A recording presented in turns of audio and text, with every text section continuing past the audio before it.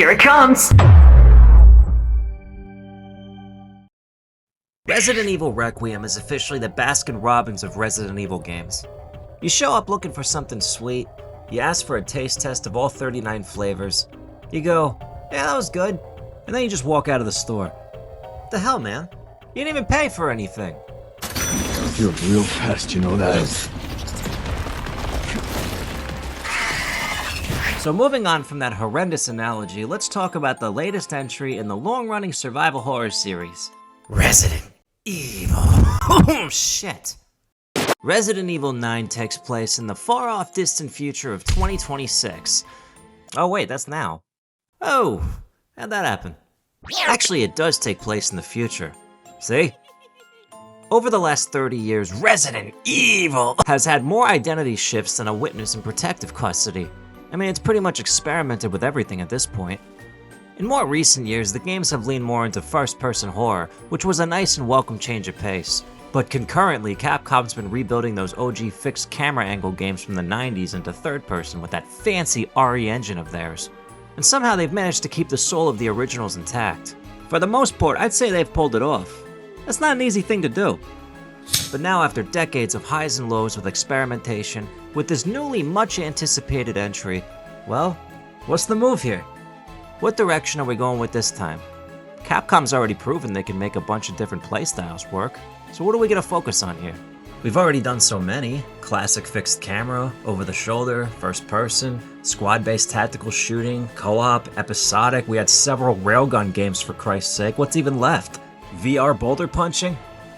Well, as it turns out, why choose just one approach? Let's bring out the charcuterie board and try a little bit of everything.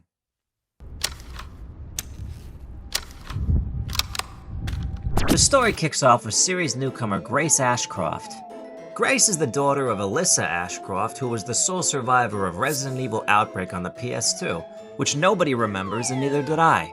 But it was one of the few games that had PS2 online, you know? I guess that's kind of neat, for anyone who actually did that. Grace is an FBI analyst who strikes me more as someone who volunteers at the local puppy orphanage on the weekends rather than someone who investigates grisly murders kind of vibe. But you know, I can't entirely blame her either. You see, Grace's mother was savagely axe murdered in front of her at this one hotel years ago. And now with a new string of murders occurring at the same location, her boss basically tells her to suck it up, princess, and sends her, and her alone, to investigate. Zero backup, by the way. That's real nice, dude. He's basically like, yeah, so if you could just get over your mother getting brutally murdered in front of you by Wednesday, that'd be great. Just like the last few Resident Evil games, this game builds atmosphere very, very quickly. As always, the visuals are gross as shit, and the game itself is absolutely terrifying. I recommend playing this game with either headphones or surround sound for the full effect, because the sound design here is some top-notch stuff.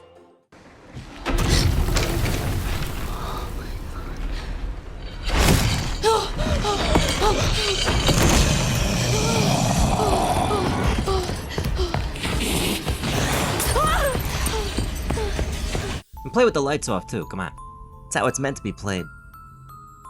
The default perspective for Grace is first person, but you can always switch it up to third. I'd at least do a full run the way it's intended at first before messing too much with the settings. And boy, does this game offer a crazy amount of settings. You can tweak and alter pretty much everything. Like, it was driving me a little cuckoo for Cocoa Puffs for a minute. Grace's segments are very similar to the way Ethan plays in RE7 and Village, albeit with some new additions. You tread through a series of rooms, collect the 3 objects to open the master door, and slowly drag your ass to the next area. Grace moves at about the same pace as a turtle with arthritis, whether she's crouched or standing. But the tiptoeing shuffle actually adds some real tension, especially when you know one of those freak shows is stalking you into the next room. Her reactions and voiceover create this layer of vulnerability for the player and makes playing as her more tense. But what's also nice about Grace, besides the actress's performance, is she actually proves herself to be kind of a badass. While she doesn't exactly become Jason Brody's psycho killer from Far Cry 3, she's a lot tougher than she looks. Despite how timidly and stuttery she initially comes off, she can hold her own in tense situations. She's no Jill Valentine or even Claire Redfield, but she's not a useless Ashley either. Grace has some new tools at her disposal, like the little blood injector gizmo you can use to whip yourself up a speedball cocktail or use steroids as permanent stat boost. With Grace, the smarter play is to usually avoid confrontation when possible. because fights tend to devolve into a lot of shoving and awkward distance maneuvering. You're better off sneaking around the trouble wherever you can with her. And if you get sick of any zombie in particular, you can sneak up behind them, poke them with the blood stick thing, and watch them explode everywhere like a giant pumpkin. There's some fun new creepy puzzles to solve, as is a staple for this series, like Frankenstein and this mutant by collecting organs and placing them in his carcass. The atmosphere, especially in Grace's sections, is stellar. The design on some of these creatures are terrifyingly awesome, and the sound design paired with it works so damn well. Some of the noises and creepy little bits of dialogue that these monsters make are downright chilling. Some are actually kind of tragic. You almost feel bad for them.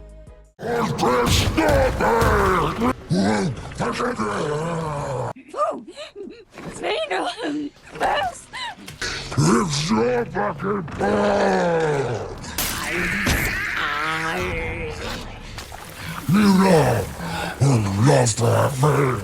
I was enjoying the singing lady and felt kinda bad when I put a window in her face with the Requiem gun.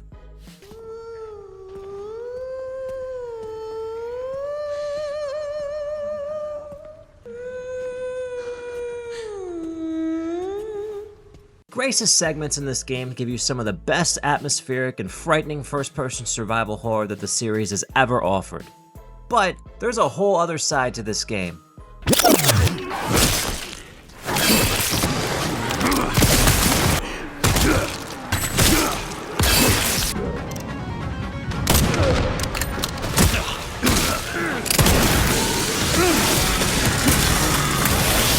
Our boy Leon is back with a little more gray in the temples, and man, he is not messing around. When you're playing as Grace, you're scraping by with limited resources and trying your best not to die, whereas with Leon, you're an absolute Terminator with a nicer haircut and stupid jokes. Sorry, but I'm not on the menu. Hell yeah. Leon in this game is packing some serious heat. You've basically got the full arsenal you'd expect ever since Resident Evil 4, but the combat system here feels even more juiced up. The moment you switch over to Leon, the game lets you tear through enemies like a chainsaw through tissue paper. As the game goes on and you stack weapon buffs and attachments, Leon slowly turns into this unstoppable middle-aged tank. Leon is so freaking cool in this game. Every time he hacks up a lung from the zombie syphilis that's slowly killing him, he just walks it right off. Every single time you switch to Leon, the game suddenly becomes so insane, it honestly doesn't even feel like you're playing the same game you were an hour ago. But somehow, it never feels tonally inconsistent. I think alternating between Grace's and Leon's different playstyles actually complements the game quite nicely. Resident Evil Requiem for a Dreamcast has some really solid pacing, and it never loses focus of the main plot. Level to level might play very differently, but it keeps things fresh and interesting, never mundane or repetitive.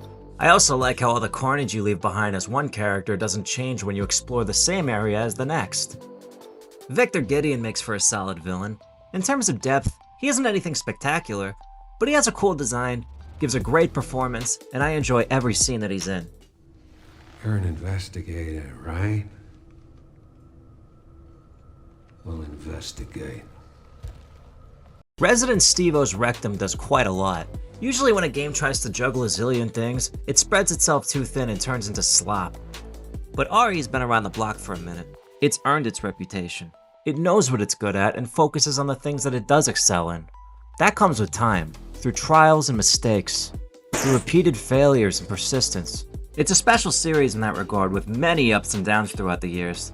And now, I'm gonna enter spoiler territory, so if you haven't played the game yet or don't wish for the game's plot to be spoiled at all, skip ahead or click off. Evil Resident Reptar has a ton of throwback and tons of fan service, but I was never rolling my eyes at any of it. There's a point in the game where you go back to a ruined Raccoon City and you spend a majority of the second half of the game there as Leon. Thematically, I really like this as it's an older Leon confronting his past. You revisit old iconic locations like the police department, or at least what's left of it, but it never feels like it drags on for too long. There's a moment here where you fight another Mr. X, which feels really silly and somewhat forced, but it was well executed enough and the boss fight was pretty sweet, so I didn't really mind too much. There's a bit where you have to go from the outer city to the center by motorcycle, and it felt very reminiscent of a PS3 360 era gaming days. I really like that part. There's a scene where Leon picks up a dead soldier's helmet and watches the recorded footage left behind, which I'm not sure if that was a reference to Halo 1 343 Guilty Spark level or if it's just coincidence, but I thought it was neat. There's a surprise villain midway through with Xeno, which felt wholly fucking unnecessary. He's just Wesker, but lamer. I think Gideon was strong enough of a bad guy, they should have just had him as a sole antagonist. The way the game was advertised had us really thinking this could be Leon's final fight, but luckily that wasn't the case. Sherry's also here as the girl in the chair helper, and her and Leon need to both find cures to the T-virus that decided to suddenly flare up again. And they do find a cure. The canonical ending is nice, and they didn't kill off Leon. I didn't think they would. Well, they didn't really kill him. But there is a secondary alternate bad ending, and to be quite frank, it is so bad, dude. Let's just say it's a bad ending in every sense of the word.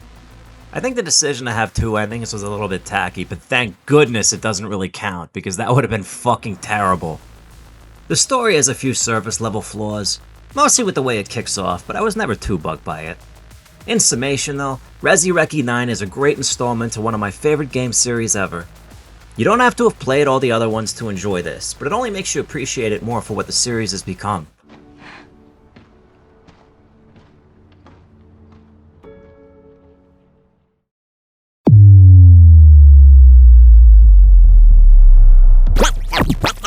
Kid.